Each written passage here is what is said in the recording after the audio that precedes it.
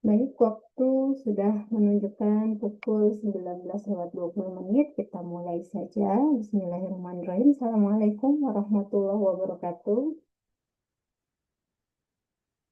Selamat malam teman-teman, rekan sejawat. Semoga dalam keadaan sehat dan penuh keberkahan.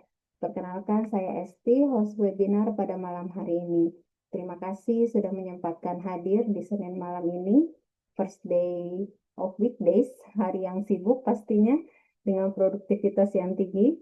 Ditambah lagi webinar malam hari ini, tapi mudah-mudahan menjadi aktivitas berkualitas sebelum waktu rehat nanti.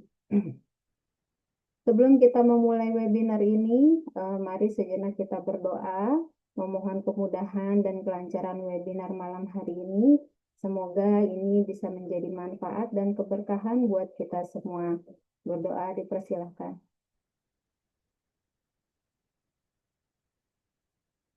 Berdoa selesai. Kemudian beberapa poin yang ingin saya sampaikan terkait petunjuk teknis webinar malam hari ini. Yang pertama adalah durasi sesi ini berlangsung sekitar 60 sampai 90 menit termasuk sesi Q&A. Mohon teman-teman bisa stay sampai akhir webinar karena ini berkaitan dengan sertifikat yang akan diterima oleh teman dan rekan sejawat. Kemudian untuk menjaga kualitas suara yang optimal, silahkan menonaktifkan mikrofon selama sesi berlangsung. Untuk kamera boleh on, boleh off sesuai kenyamanan.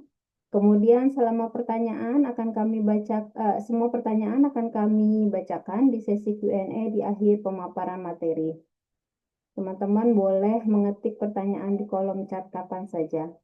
Kemudian yang terakhir untuk materi dan sertifikat semua akan dikirimkan maksimal 3 kali 24 jam ke email teman-teman rekan sejawat yang digunakan saat pendaftaran. Baik, sebelum masuk ke materi utama, izinkan saya memperkenalkan diri, kemudian sedikit memberikan pemaparan terkait healthcare virtual assistant dan sedikit membawa kita melihat realita IMR di Indonesia. Saya akan slide share. Suara saya aman ya, masih?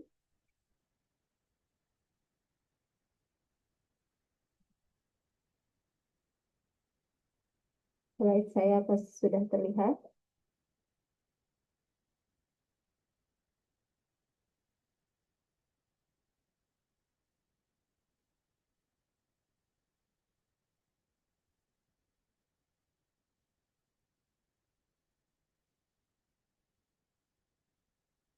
Ya.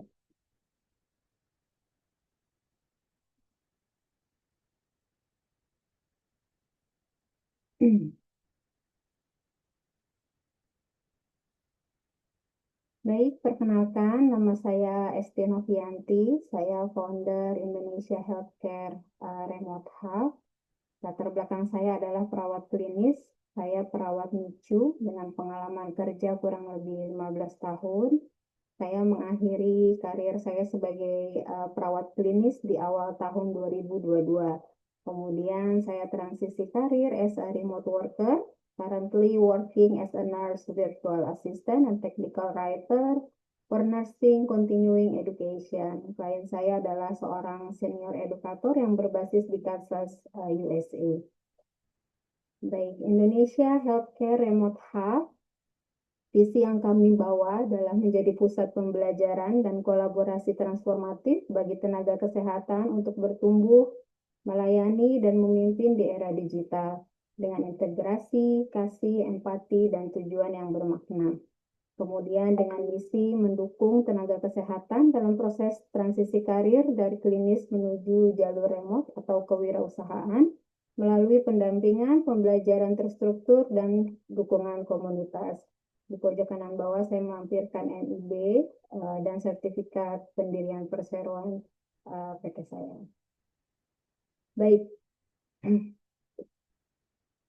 untuk intro yang kedua, ini adalah healthcare or medical virtual assistant. Mungkin teman-teman ada yang baru banget bergabung di komunitas atau masih belum familiar dengan MVA.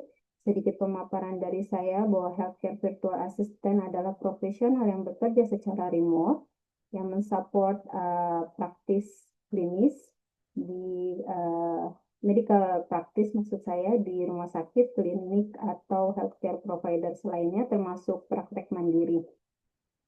Kemudian saya membaginya menjadi dua kategori utama. Yang pertama adalah peran klinis, yang kedua peran non-klinis. Peran klinis ini diantaranya IMR yang nanti akan kita pelajari bersama dari pemaparan gizi sehat, kemudian medical transcription, insurance dan claim support, telehealth admin, dan data entry medical, dan beberapa peran lainnya yang banyak sekali kesempatannya secara global. Kemudian untuk non-klinis ini berbasis pengetahuan, contohnya medical writer, medical copywriter, edukator, online edukator, sales and marketing alkes atau farmasi, dan research.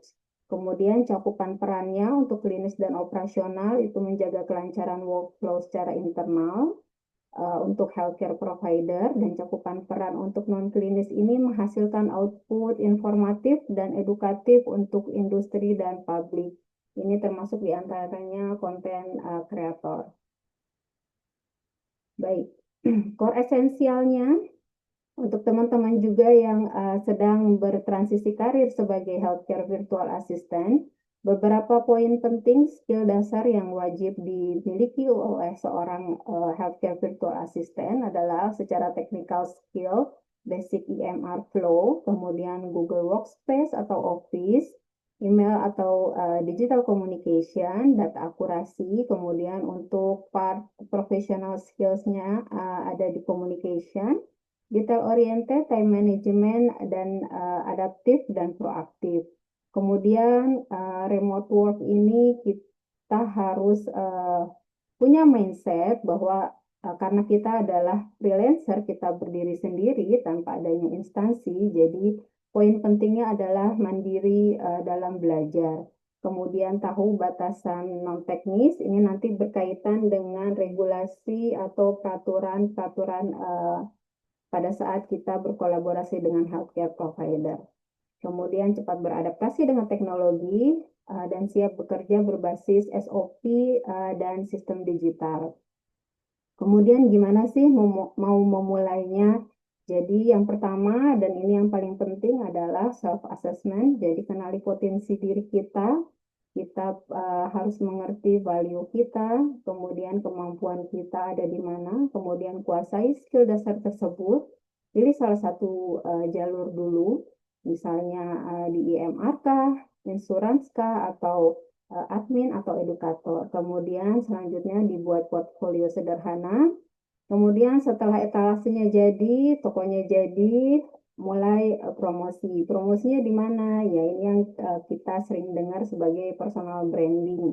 Biasanya sosial medianya, bukan sosial media, maksudnya medianya ini adalah LinkedIn. Di sini tempatnya para profesional dan juga tidak sedikit para profesional yang mencari talent-talent dari LinkedIn. Kemudian mulai apply dan cari peluang dan upgrade skill secara bertahap. Ini bisa berjalan secara simultan, jadi sambil mencari, sambil apply, sambil terus upgrade skill. Ya, kira-kira seperti itu. Baik, kita lanjut. Ya, ini kita bicara healthcare virtual assistant job market demand. Ini kita bicara secara global. Kita belum bicara di Indonesia. Jadi memang kesempatannya, kebutuhannya ini sangat tinggi. 37,4% untuk clinical documentation, ini termasuk IMR. Kemudian admin support, ini biasanya telehealth, scheduling, dan juga digital health operational. Kemudian presentasi 11,9% ini di education dan health business. Referensinya nanti boleh dicek, saya sudah lampirkan. Baik, kita saat ini mulai bicara reality check IMR di Indonesia. Mohon izin Bu Anis sebelumnya. Jadi supaya kita memahami IMR di Indonesia dan membandingkannya dengan, bukan membandingkan, jadi kita punya gambaran seperti apa di global IMR dan di Indonesia. Kalau secara global IMR sudah bisa diakses dari rumah, sementara di Indonesia Indonesia masih IMR lokal yang hanya bisa diakses on-site dengan batasan radius tertentu. Ini untuk security system di Indonesia. Jadi artinya saat ini IMR operation di Indonesia memang belum bisa sepenuhnya dikerjakan dari rumah. Kemudian kenapa sih terus kita tetap harus belajar IMR? Ya, karena semua fasilitas kesehatan sekarang udah wajib pakai IMR. Ini berkaitan dengan regulasi kita. Nanti akan dijelaskan secara detail oleh Ibu Anis. Kemudian startup IMR semakin butuh tenaga kesehatan nih untuk implementasi. Kemudian banyak klinik juga butuh trainer yang bisa menjelaskan workflow dengan bahasa medis. Kemudian skill ini juga bisa bikin kita lebih kredibel saat kita nanti masuk ke dunia digital health. Kemudian ini juga bisa menjadi fondasi untuk bekerja hybrid atau project based di lokasi tempat tinggal teman-teman dan rekan sejawat. Kemudian sehingga kalau ditarik secara keseluruhan bahwasanya peluang realistis untuk kita tenaga kesehatan yang bekerja sebagai healthcare virtual assistant ini diantaranya adalah sebagai tutor atau trainer IMR, kemudian product explainer untuk IMR vendors, hybrid IMR spesialis, dan pendamping implementasi IMR. Ya, jadi kira-kira seperti itu.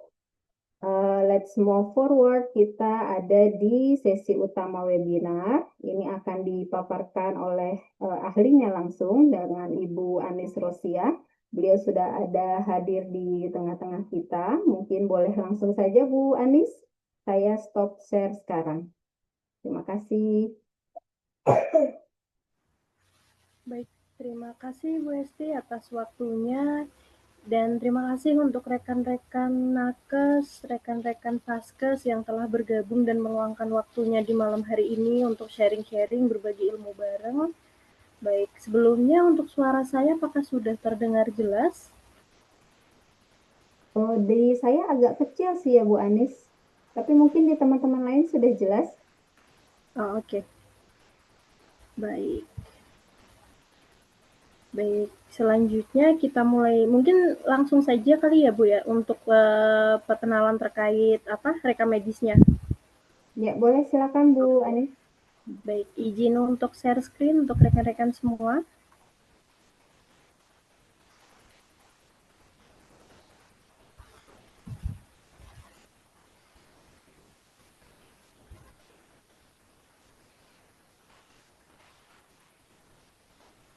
Baik, untuk tampilannya apakah sudah terlihat sebelum kita jelaskan nih?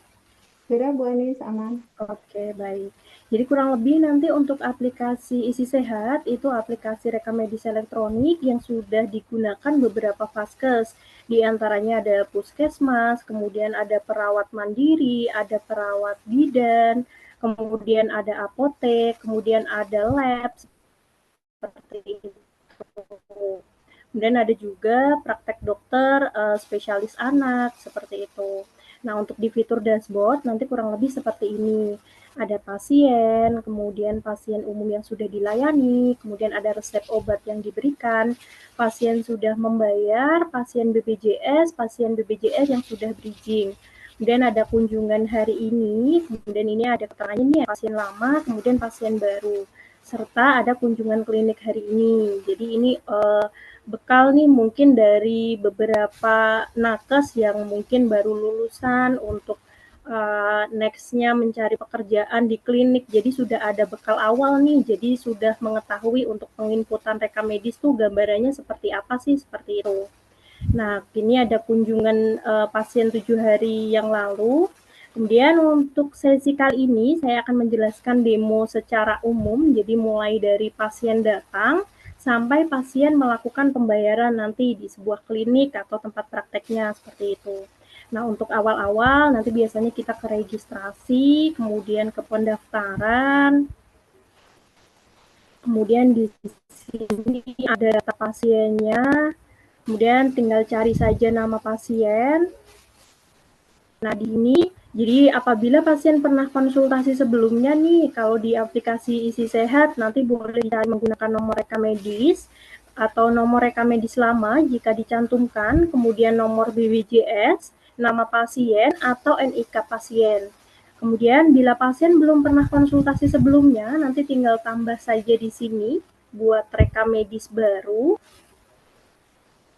Nah, di sini sudah muncul, nanti tinggal tambah rekam medis. Nah, kurang lebih seperti ini. Nah, ini kenapa datanya wajib, ini biasanya faktor pendukung ketika sebuah vaskes itu akan akreditasi, seperti itu. Jadi, nanti ada penilaian juga nih, jadi untuk data-datanya seperti apa, kelengkapannya, apakah sesuai, seperti itu. Nah, karena ini kan bottom wajib, jadi dari klinik kalau mungkin pasiennya banyak nih, kita sediakan bottom wajib, jadi hanya beberapa data yang wajib saja yang kita wajibkan. Kenapa? Karena wajib. Di sini karena ini datanya nanti akan terhubung atau terkirim ke Satu Sehat, yaitu yang sudah diwajibkan juga oleh pemerintah.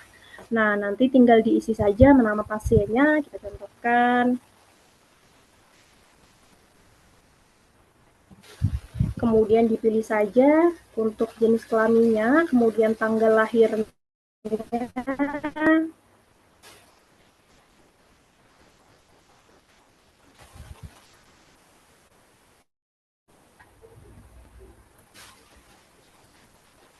kemudian NIK-nya.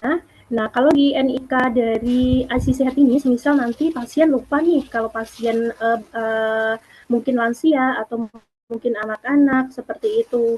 Nanti boleh diisi acak terlebih dahulu.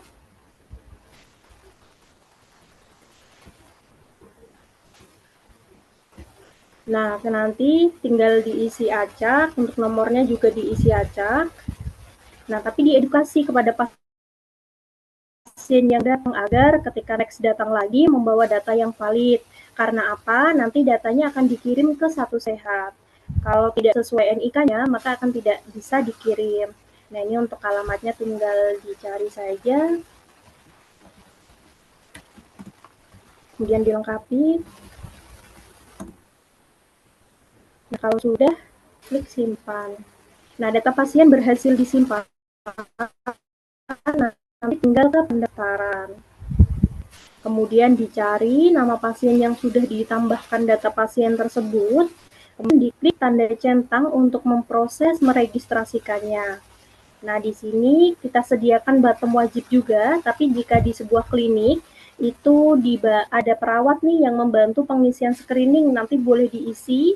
Ini tujuannya apa? Nanti akan memudahkan dokter ketika pengisian rekam medis, maka screeningnya sudah dibantu diisi di awal, seperti itu. Tapi kalau memang ada beberapa perawat yang praktek mandiri atau bidan yang tidak ada tenaga yang membantu seperti perawat, seperti itu biasanya diklik yang wajib saja, nanti tinggal diisi ketika pengisian rekam medis.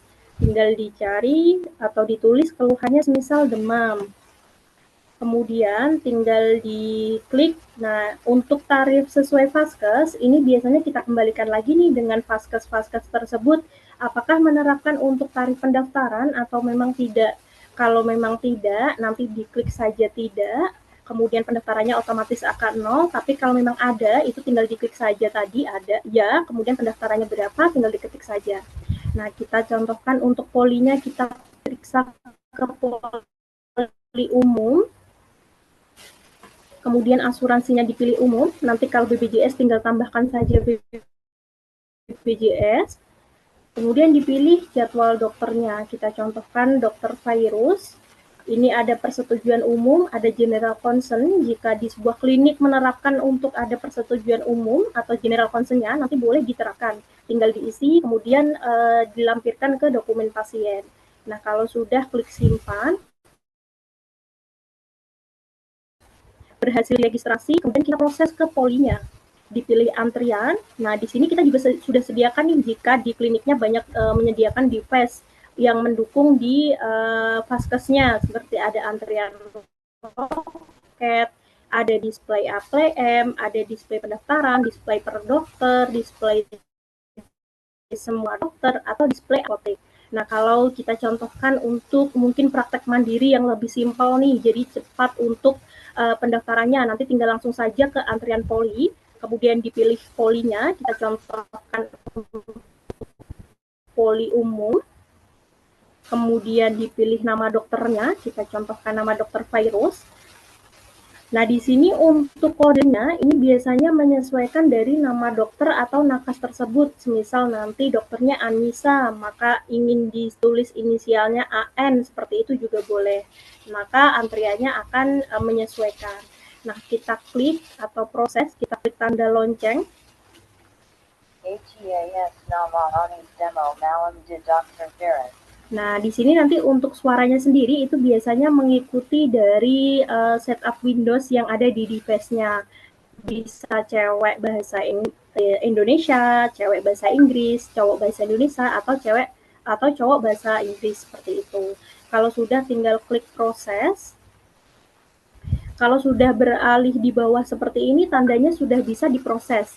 Nah, langsung saja kita ke registrasi, kemudian kunjungan. Nah, biasanya di sini nanti peran dari dokter, atau mungkin kalau praktek mandiri perawat juga perawatnya, atau bidan, seperti itu.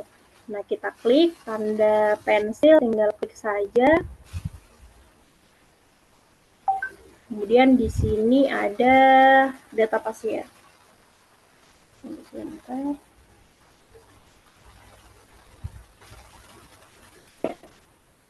Dan di sini ada data pasien, ada nomor rekam medisnya. Nanti bila ingin ditambahkan nomor rekam medis lama juga boleh, nanti tinggal diedit data pasiennya, kemudian lain-lain ini boleh dilengkapi.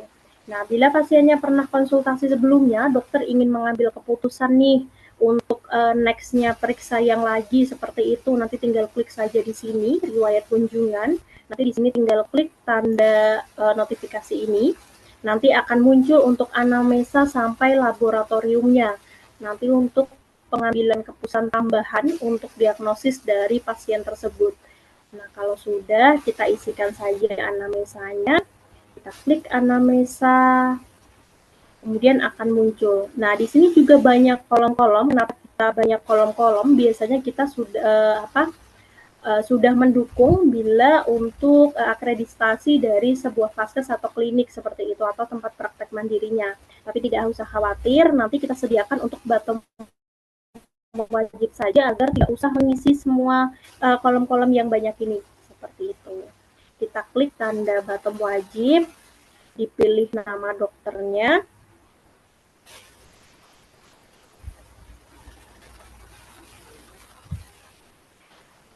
Kemudian ini ada notifikasi karakternya kurang dari 10, misal demam, batuk, flu. Kemudian lama sakit ini opsional, jika nanti ditambahkan juga tidak apa-apa, tinggal disesuaikan saja. Kesadarannya kita contohkan kompos mentis, kemudian sistolnya misal. Nah, untuk realnya nanti boleh disesuaikan dengan kondisi pasien.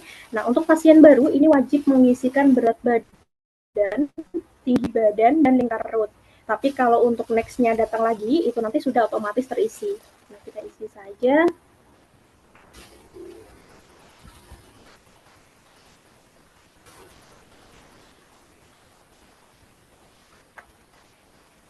Kemudian dashboard-nya.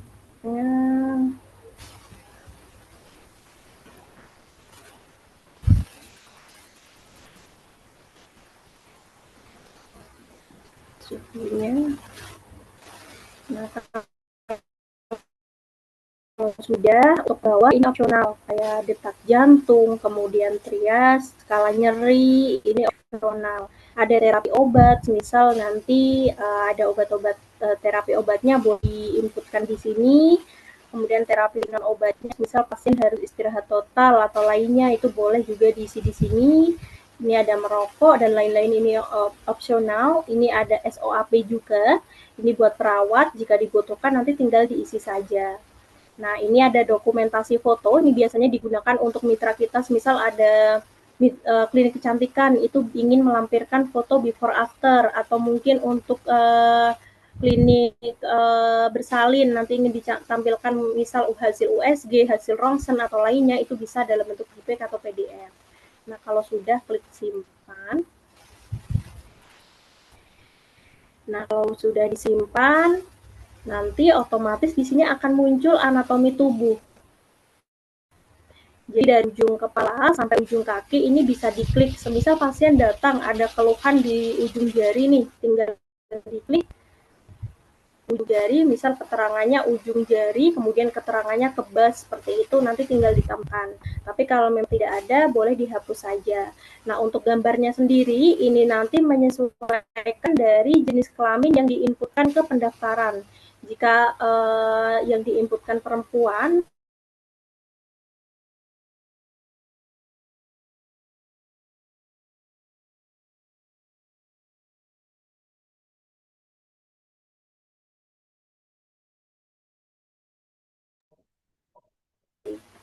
kemudian kalau sudah ke diagnosa, tambah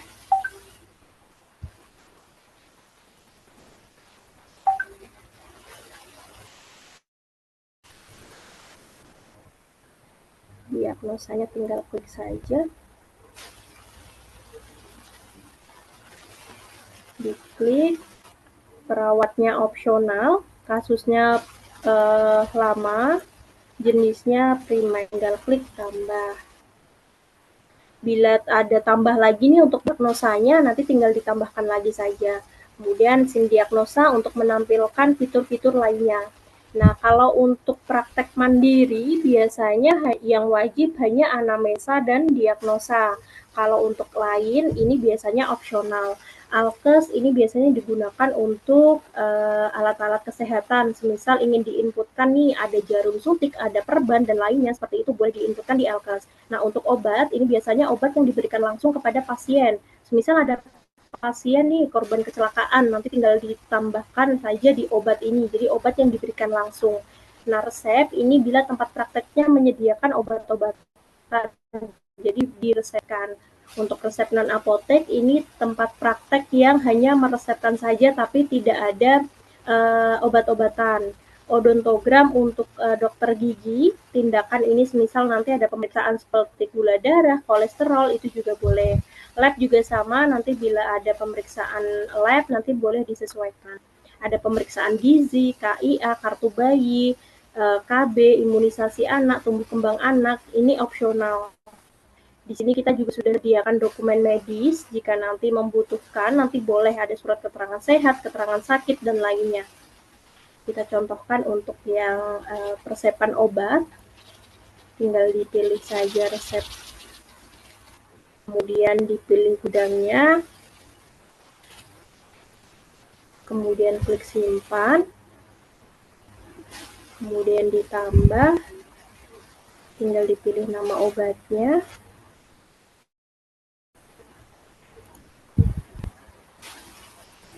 kemudian aturan pakainya, misal sesudah makan, dosisnya 3x1,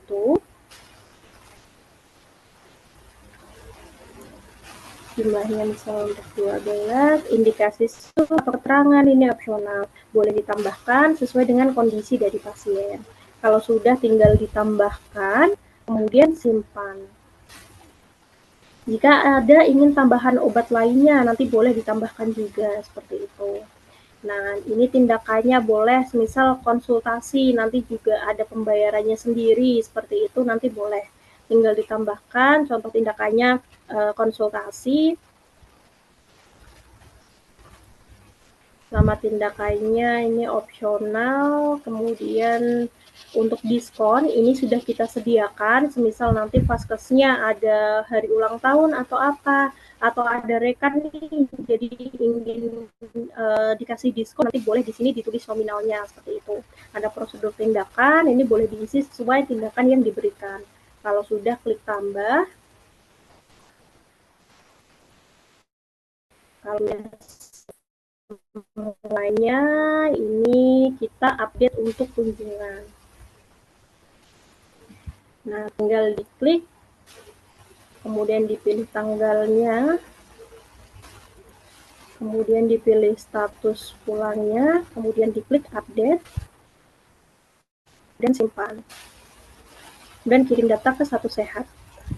Nah, karena ini akun demo Y-nya tidak terdaftar. Nanti semisal vaskes-vaskes yang ingin butuh disupport juga boleh. Nanti tinggal diinformasikan saja ke Bu Esti seperti itu. Nah, kalau diisi sehat, ini misal ada kesalahan nih ingin diedit untuk penginputannya, nanti boleh dibatalkan terlebih dahulu, kemudian diperbaiki yang telah diinput atau yang salah. Kemudian kalau sudah tinggal diupdate kunjungan lagi seperti itu. Nah, kita juga sudah menyediakan pengingat kunjungan. Jadi apabila ada pasien-pasien tertentu yang dalam pengawasan khusus nih, mungkin ada pasien yang demamnya naik turun, diperkirakan atau ada indikasi pasien tersebut terkena demam berdarah, maka tinggal diklik pengingat di sini, kemudian dipilih tanggal berapa rekomendasi untuk kontrol dari pasien tersebut. Nanti tinggal dipilih misal untuk November untuk 3 hari ke depan, kemudian keterangannya kontrol, kemudian klik tambah. Nah, kurang lebih seperti ini. Nanti kita sediakan di sini, tinggal klik saja untuk tanggal 27, diklik nama pasiennya. Nah, dipastikan untuk device-nya itu set-up jadi WA web, karena nanti untuk pengingat atau reminder ke pasien itu melalui WA web seperti itu. Dan dipastikan untuk nomor pasien tersebut juga aktif agar pengingat tersebut masuk ke WA pasien. Nah, kurang lebih nanti kata-katanya kurang lebih seperti ini. Yang terhormat ada nama pasien. Ini adalah pengingat bahwa Anda memiliki jadwal kontrol dengan Dr. Virus pada 27 November 2025. Mohon hadir dan membawa identitas serta dokumen medis yang diperlukan. Jika ingin konfirmasi waktu atau ada kendala, harap informasikan secepatnya. Terima kasih. Seperti itu. Nanti kalau mungkin ada vaskes nih yang tertarik juga boleh nanti diinformasikan ke tim, untuk kata-katanya boleh dibantu ubah dari tim seperti itu.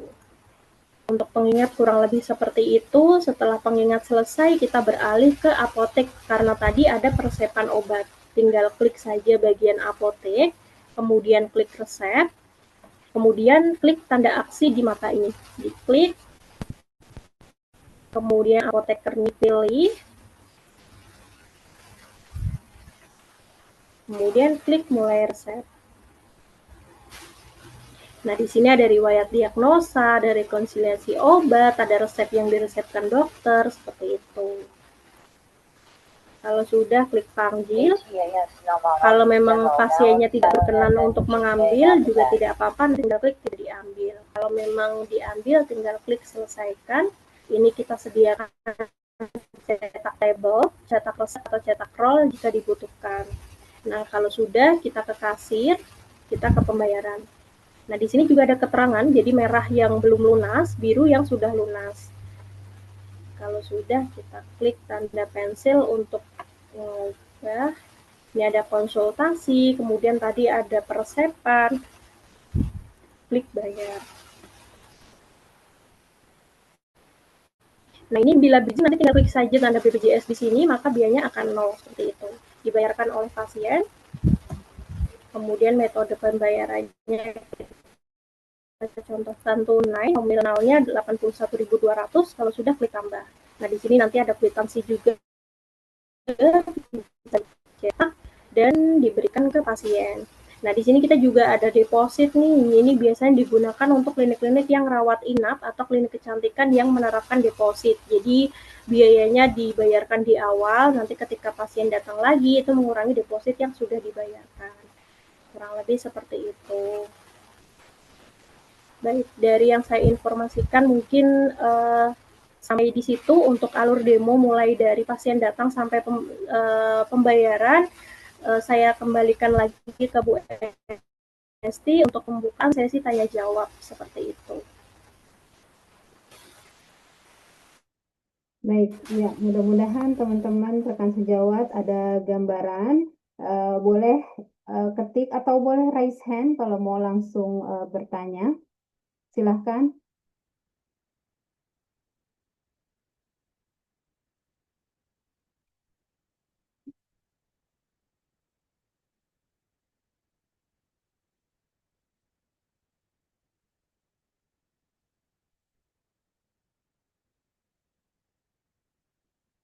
Ya, sudah ada yang raise hand. Silakan. Raise hand. Silakan Pak Mukid, boleh di open mic. Silakan.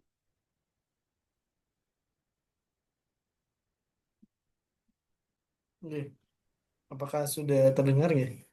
Ya, sudah terdengar. Oke, terima kasih atas kesempatannya. Izin bertanya terkait untuk fasilitas kesehatan seperti praktek mandiri yang bukan klinik itu kan tidak berkolaborasi dengan dokter. Nah, di situ item-item yang sudah ditampilkan tadi itu ada yang namanya dokter dan lain sebagainya. Atau misalkan apotek tadi ada nama apotekernya. Nah, sedangkan yang praktek mandiri itu bagaimana? Mungkin itu dulu yang di- ditanyakan. Terima kasih. Baik, sambil menunggu teman-teman dan rekan sejawat yang mau bertanya, boleh langsung dijawab, Bu Anis? Oke, baik. Terima kasih dengan Pak Mukid atas pertanyaannya. Jadi untuk praktek mandiri perawat dari mitra kita juga sudah ada banyak Pak, jadi jangan khawatir. Jadi kalau untuk tadi kan ada dokter ya, tapi jika perawat nanti tinggal diisi saja data perawat seperti itu di bagian dokternya. Jadi nanti di nakesnya tinggal disesuaikan data nakes tersebut. Karena untuk mitra kita sendiri itu ada perawat mandiri, ada bidan mandiri, kemudian ada dokter spesialis juga, ada apotek, jadi nanti bisa disesuaikan seperti itu. Kalau untuk obat-obatan dan lain, kalau memang tidak ada tenaga medis yang membantu, nanti semua yang seperti untuk obat dan lain-lain itu boleh diinput untuk data dari Pak Mukid sendiri seperti itu.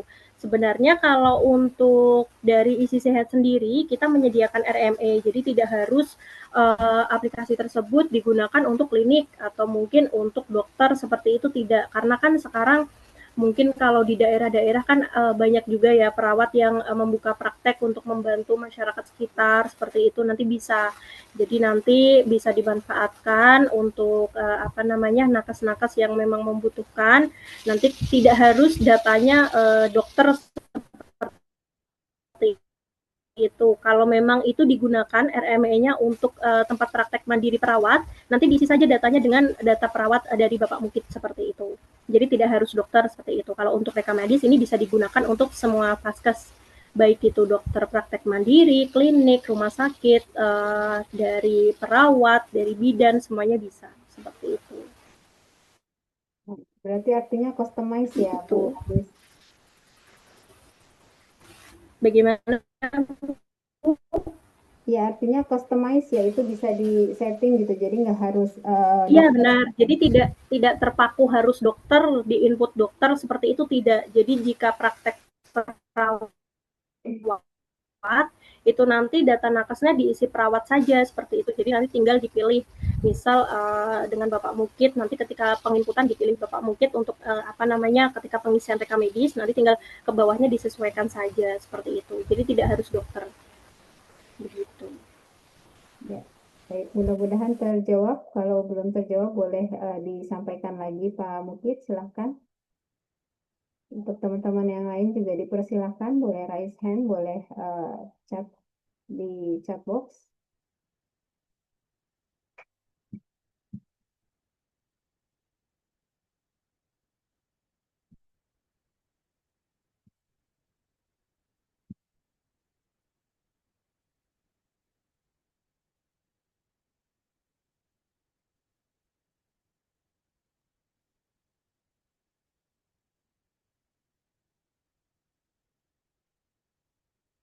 Silakan.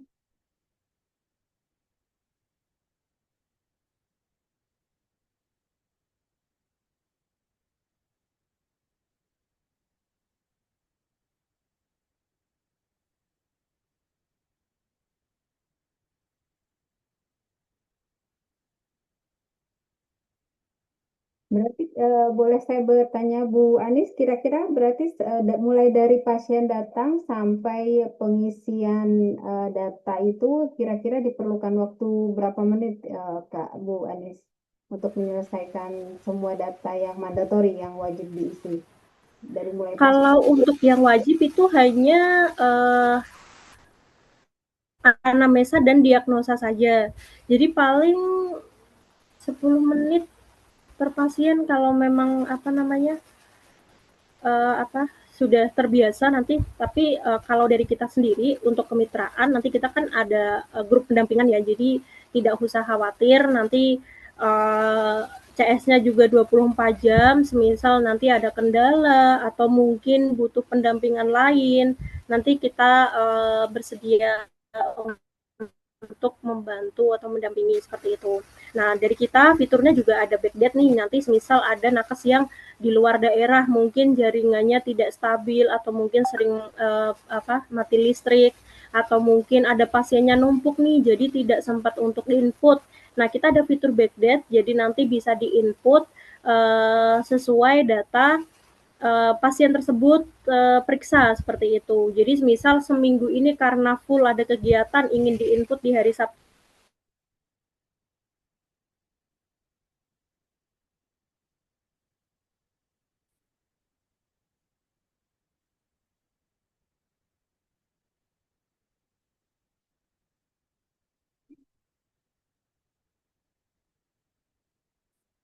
Bu Anis,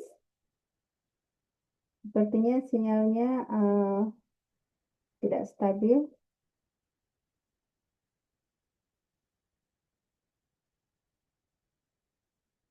Baik, kita tunggu sebentar.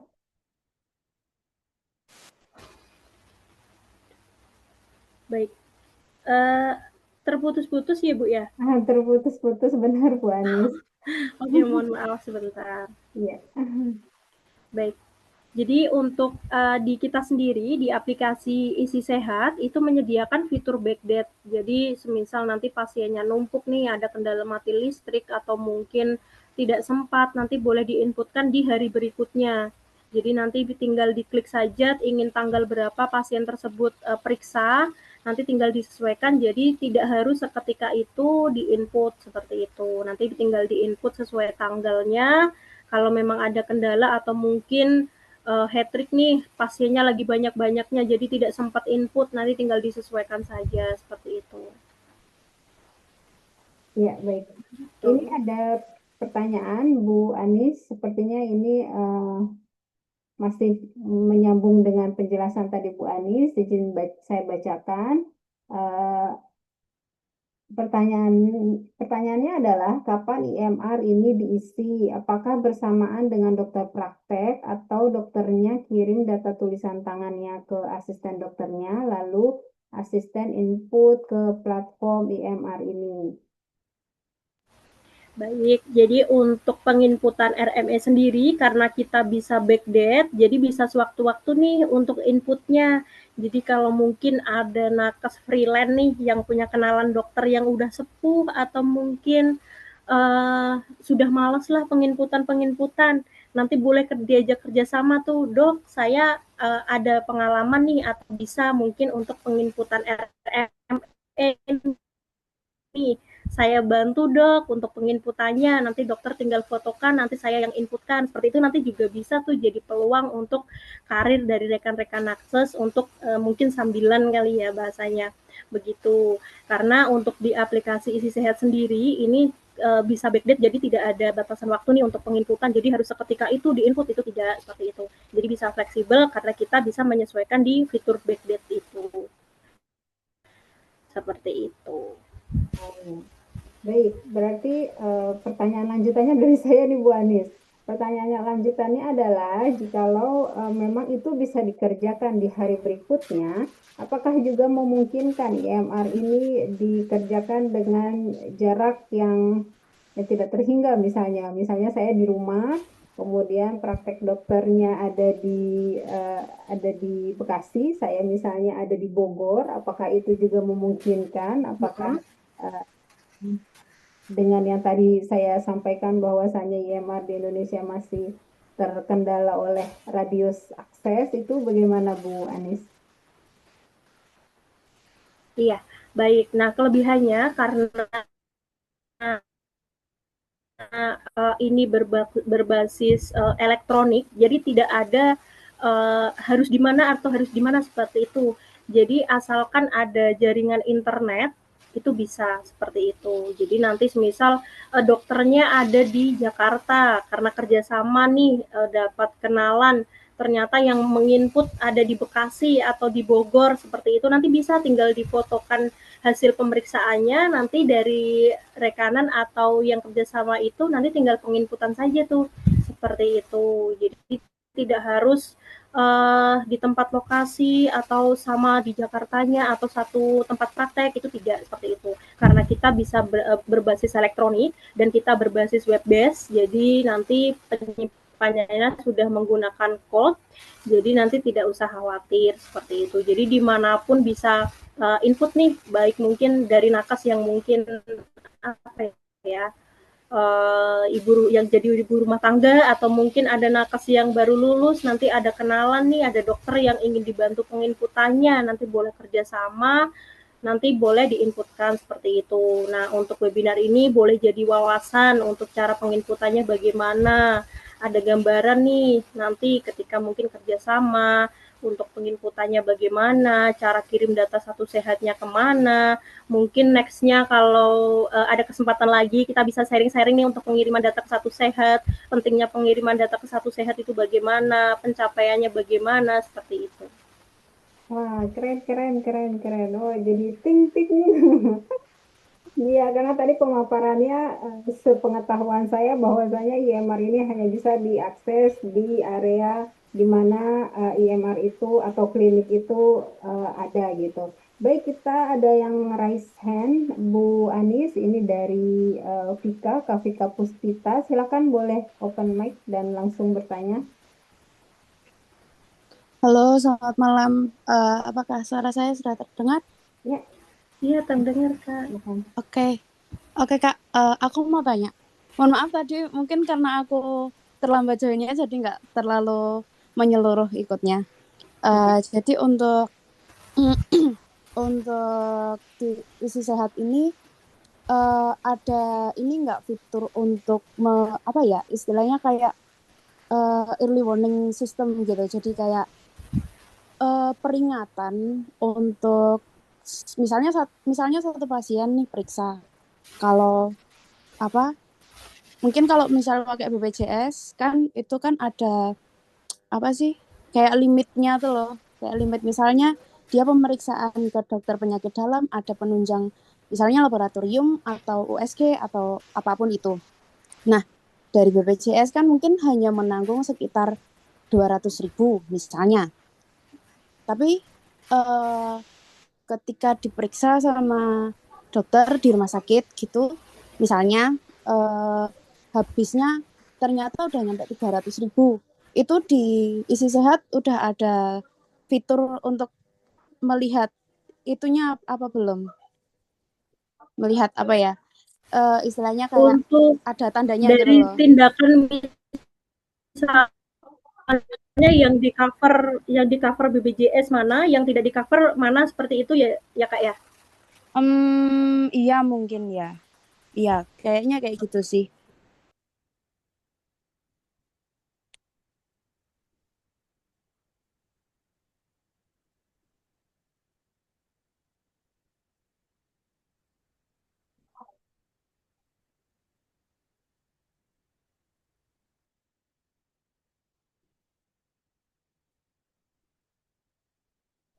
Oke, salam kenal rekan-rekan. Saya Firman dari tim Izin Sehat juga. Izin menjawab dari pertanyaan Ibu Vika terkait perbedaan harga tindakan atau tindakan apa saja yang bisa diklaim BPJS ataupun tindakan yang non BPJS. Jadi di Izin Sehat mungkin saya izin share screen juga ya. Silakan, Pak. Mohon ditunggu.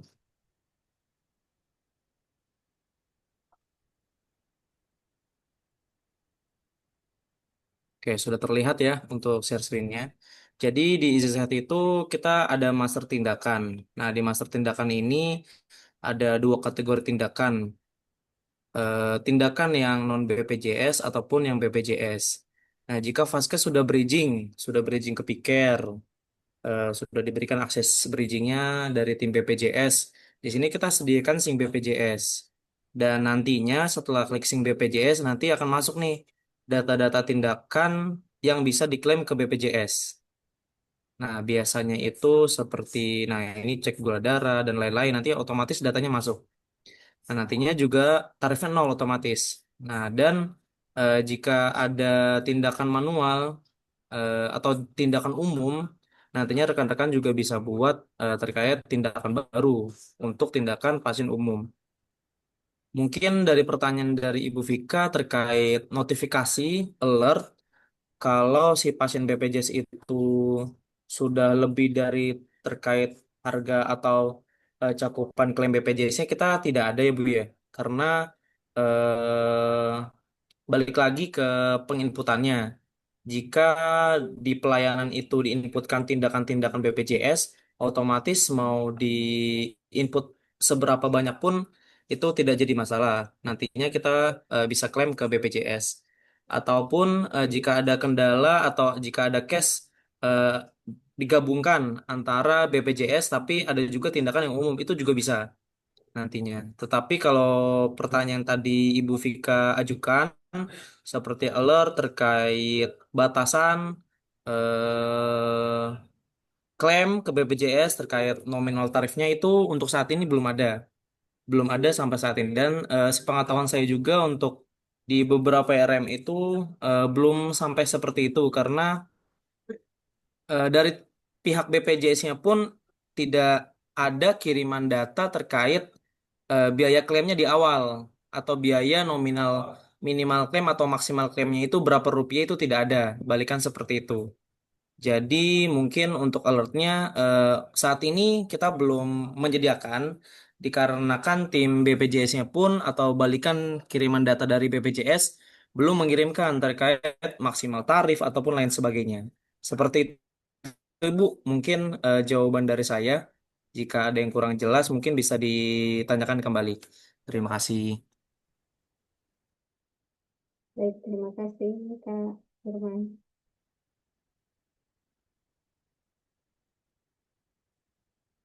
Bagaimana Kak Vika? Sudah cukup jelas atau masih ada yang ditanyakan? Oke, oke, sudah aman. Terima kasih ya. Ya, baik. Pertanyaan selanjutnya dari Kak Rizka Ayu. Berarti Easy Care, mungkin maksudnya Easy Sehat ya. Easy Sehat itu kliniknya yang punya atau udah beli aplikasi itu ya. Silakan Bu Anis dijawab. Baik, kalau untuk isi sehat itu penyedia rekam medis elektroniknya, Kak. Jadi kita sediakan rekam medis elektronik untuk rekan-rekan vaskes yang membutuhkan untuk disupport rekam medisnya. Nah, biasanya kalau yang dulu kan praktek vaskes itu masih ditulis di kertas, kemudian coret-coretan seperti itu. Nah, sekarang untuk per tahun berapa ya, 2022 kalau tidak salah itu sudah wajib semua vaskes itu beralih ke rekam medis elektronik dan sekarang sudah wajib ke Satu Sehat. Kenapa wajib Satu Sehat? Jadi nanti untuk pengecekan atau keuntungan dari pasien itu sendiri. Jadi semisal nanti di luar kota nih, jadi untuk cek riwayatnya itu bisa seperti itu. Jadi untuk isi sehat sendiri itu penyedia rekam medis elektronik, jadi bukan kliniknya. Seperti itu Kak Rizka Ayu. Begitu.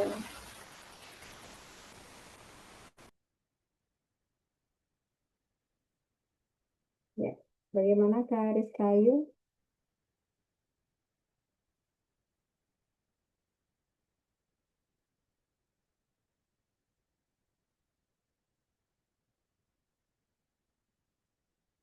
Baik teman-teman, rekan sejawat lainnya mungkin masih ada yang ingin bertanya.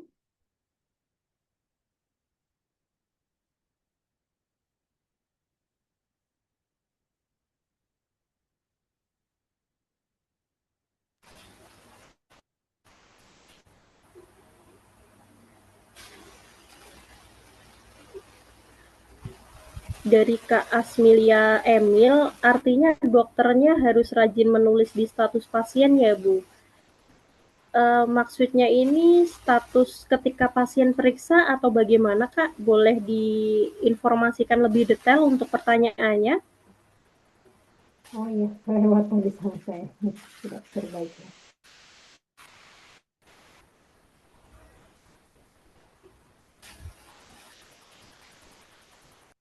Mungkin untuk ininya kali ya, Bu Anis, untuk setelah pasien datang, setelah pasien bertemu dengan dokter, mungkin begitu kali ya maksudnya. Jadi dokternya harus menulis di status pasien tersebut. Gimana ya? Kalau untuk menulis status pasien itu biasanya kan harus update ya. Jadi setiap kunjungan itu harus update kondisi pasien tersebut. Semisal hari ini sedang kondisi sakit, demam, nanti diupdate di data pasien tersebut. Ternyata 3 hari lagi dia apa namanya sakit, periksa flu atau lainnya seperti itu memang harus ditulis. Karena apa? Itu nanti untuk kepentingan dari si pasien tersendiri. Jadi ketika ada riwayat pasiennya atau riwayat pemeriksaannya, itu jika terjadi hal-hal yang tidak diinginkan, itu bisa jadi acuan tuh dari pemeriksaan-pemeriksaan sebelumnya seperti itu. Jadi ketika pasien datang itu harus update untuk data pasiennya. Kalau yang utama itu biasanya hanya screening di awal, jadi kayak anamnesa, kemudian diagnosa seperti itu. Ya Bu, statusnya sewaktu memeriksa pasien lalu status yang difotokan untuk dikirim ke asisten virtualnya. Baik, jadi kalau untuk yang saya informasikan tadi, semisal Kak Asmilia ini kerja sama dengan dokter nih, dokternya malas input, jadi Kak Asmilia yang jadi bantuin nih atau kerjasama seperti itu. Nanti tinggal difotokan saja di kertasnya, semisal tekanan atau screening awalnya bagaimana, diagnosanya seperti apa, nanti tinggal diinput saja kemudian diupdate untuk status pasiennya. Sudah seperti itu. Kalau praktek mandiri sih harusnya simpel ya. Jadi ketika datang didaftarkan, kemudian dipanggil di poli, kemudian diisi untuk rekam medisnya, kemudian statusnya diupdate atau dipulang kemudian dikirim data ke Satu Sehat. Udah itu cukup. Kalau memang itu praktek mandiri. Tapi kalau dari klinik kan biasanya lengkap ya. Ada mungkin pemanggilan di loket ini, pemanggilan di loket lainnya, nanti apotek ada panggil sendiri, kemudian ada pemeriksaan lab dan lain-lain kalau klinik. Nanti secara detail. Nah, dari kita sendiri itu nanti ada dari tim nih yang menjelaskan lebih detail kalau memang apa rekam medisnya digunakan untuk vaskes seperti klinik seperti itu. Tapi kalau untuk praktek mandiri yang simpel, mungkin kalau untuk asisten mungkin yang kerjasama seperti yang saya informasikan tadi, itu hanya butuh mungkin screening di awal sama diagnosa untuk update status dari pasien tersebut. Kurang lebih seperti itu Kak Asmilia. Ya, mudah-mudahan terjawab ya Kak Emil.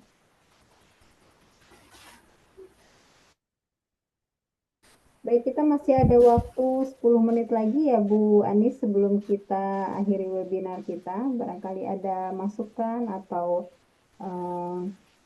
saran atau ada pertanyaan lagi yang mau disampaikan teman-teman akan sejawab, silakan.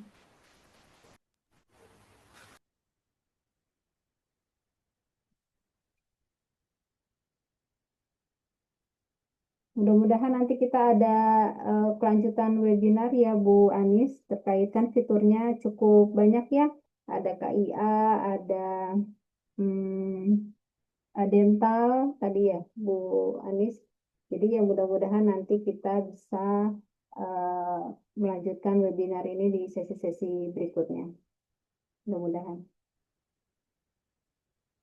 Ya, siap. Makasih infonya. Berarti next step kita adalah menjalin kerjasama dengan dokter praktek mandiri sebanyak mungkin ya Kak Esti. Siap kayaknya, insya Allah.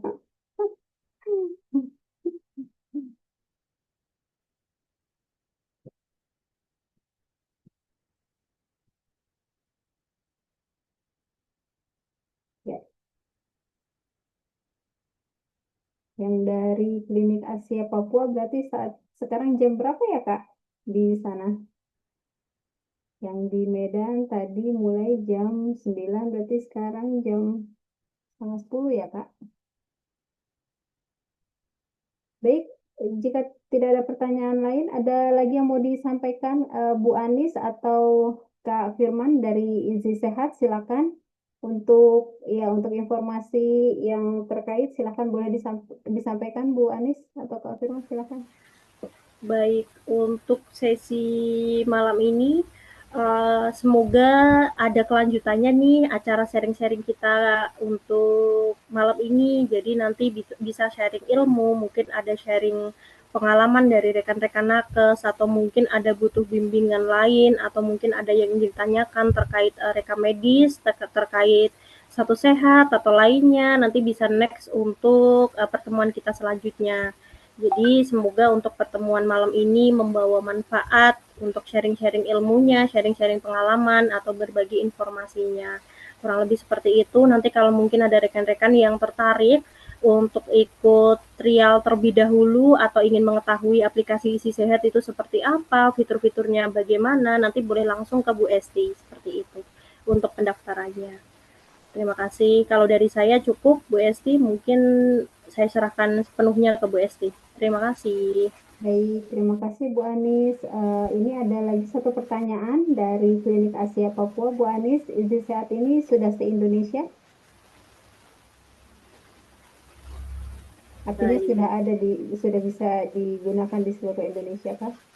Baik, kalau untuk mitra kita sendiri, kita sudah tersebar dari Sabang sampai Merauke. Ada dari Aceh, dari Papua, kemudian ada dari Manado, kemudian ada klinik gubernur Sulawesi Utara juga sudah bermitra dengan kita. Kemudian dari Jawa Tengah, kemudian dari Jawa Timur, Bondowoso, ada perkumpulan nakes yang di Bondowoso juga sudah bermitra dengan kita. Nanti kalau ada rekan-rekannya yang butuh disupport atau mungkin tertarik nih untuk next selanjutnya untuk seminarnya atau berbagi sharing-sharing bareng, boleh diinformasikan ke Bu Esti seperti itu. Ya, baik. Sudah ada yang bertanya kebetulan, Kak, yang tidak paham rekam medis bisa dibantu, boleh, boleh banget. Kakak yang ada di TPMD Wijaya Medan boleh nanti menghubungi saya. Sudah saya cantumkan nomor HP saya di kolom chat, silakan disimpan. Baik, oh yang di Papua sudah jam 10, Bu Anis. Oh iya, sudah cukup Oh, malam ini ya. ada, Pak. Ya, Kak. Terima kasih sudah meluangkan waktunya Ya. untuk sharing-sharing pada malam hari ini. Ya, barangkali ada masukan di sini juga ada Bapak dosen kita yang ikut serta sebagai peserta webinar kita. Barangkali ada masukannya. Silakan Pak Supriyadi.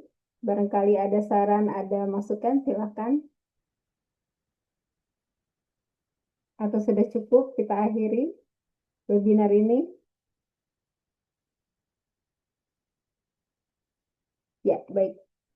Mudah-mudahan webinar ini bisa sangat bermanfaat dan bisa berkelanjutan bahwasannya point of view-nya adalah ini sesuatu hal yang penting, penting buat tenaga kesehatan yang onsite, juga merupakan angin segar buat healthcare virtual assistant karena ini bisa dikerjakan di rumah ya ternyata Bu Anis. Wah, saya senang banget dengarnya.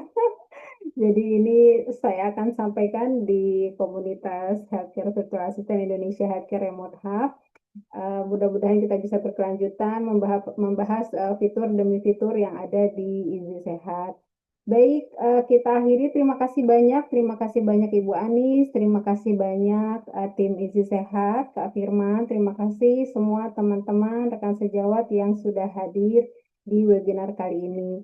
Saya izin screenshot sebentar, boleh open cam yang bersedia, yang tidak bersedia tidak apa-apa. Silakan.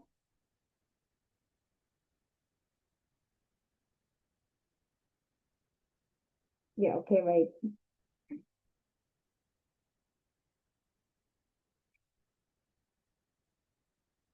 Ya, sekali lagi terima kasih. Kita ketemu lagi di sesi berikutnya bersama Izi Sehat. Keep learning, keep growing. We'll grow together. Bye-bye. Selamat jumpa. Assalamualaikum warahmatullahi wabarakatuh. Terima kasih Bu Waalaikumsalam. Andi. Terima kasih. Terima Selamat kasih malam. semua. Terima kasih Bu. Terima kasih Kak Esti, Terima Bu kasih Anis. Emil. Ya, Assalamualaikum. sama-sama. Waalaikumsalam warahmatullahi wabarakatuh. Waalaikumsalam.